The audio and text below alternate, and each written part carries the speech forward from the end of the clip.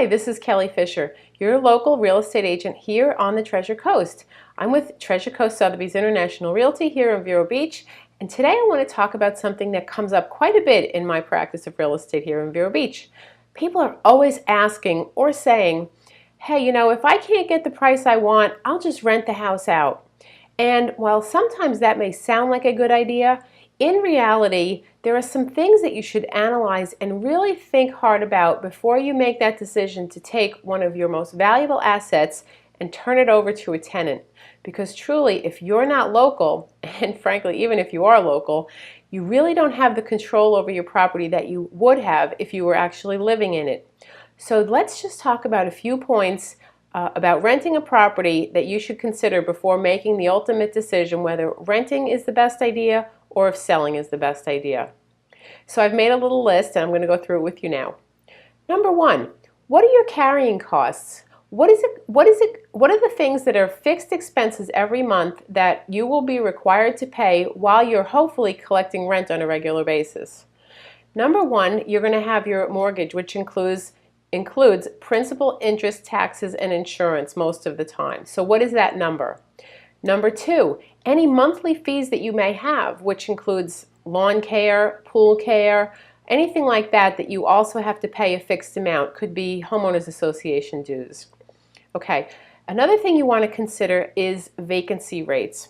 Unfortunately, sometimes properties don't stay rented, so you may sign an annual lease and your tenants and you went in with the best of intentions, and all of a sudden they've been relocated out of town for a job and you've got no tenant and who knows, maybe no rent coming in, and now you're carrying it with all of these expenses and you don't have any money coming in. So is that something you can afford to risk?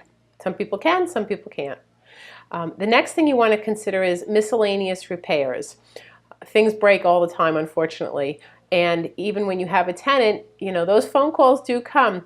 Hey, the sink is clogged up. Hey, the air conditioning doesn't work. Hey, the latches on the fence are broken, or any number of things can happen. So you have to budget for those little expenses along the way. And unfortunately, some of those expenses aren't little expenses. When you're looking in the grand scheme of things, could be your entire air conditioning system needs replacement. Could be that the roof needs replacement. Could be that you get some chinch bugs in your lawn and the entire lawn needs to be replaced. All kinds of things happen, especially when someone who doesn't care about the property like you would, or take care of things the way you would, your typical maintenance. So these are expenses you also have to factor in. And then also, once the people move out, God forbid, if there's any damage to the property, so you're going to want to budget for any potential damage that the tenant actually does to the property.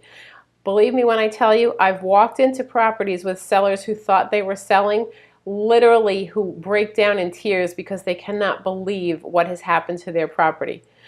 And last but not least is the opportunity cost. So look at had you just sold the property, taken the money that you got when you sold the property and invested it in something else.